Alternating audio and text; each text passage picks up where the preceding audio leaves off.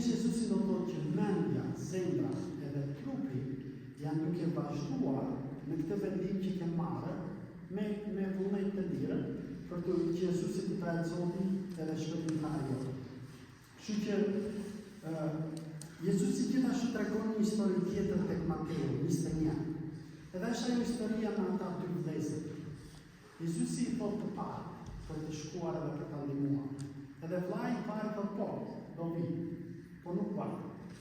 I dyti i thotë që jo, nuk do vi. Po pastaj pendohet edhe shkon edhe i ndihmon ja. Edhe ajo që Jezusi do që të thotë është kjo që në shumën do si e kuptojmë që fjalët që këtë thënë është ajo që po e mban, është nga vepra, nga mënyra se si po e tonë, çfarë po bën.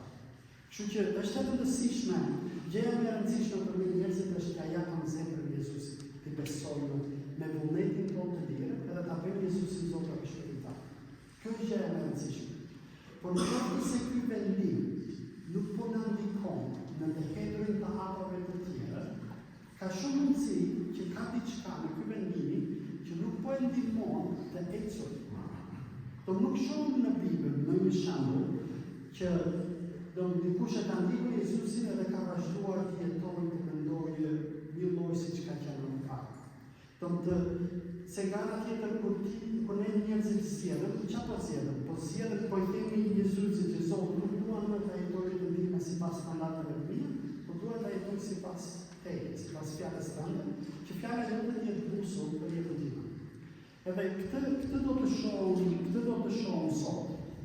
Do të shohim këtë që kur Jezusi thotë që në vargu 23, që thotë kush dëshiron të vijë pas meje, le ta mohojë vetveten. Tani, të ndjekesh Jezusin do të thotë të zvendësosh dëshirat e mendjes edhe të veprimit me ato Jezusit. Do të ndjekesh Jezusin do të thotë të zvendësosh. Do pse thotë Jezusi këtu që ai kush dëshiron të vijë pas meje, le ta mohojë veten, le ta mohojë vetveten.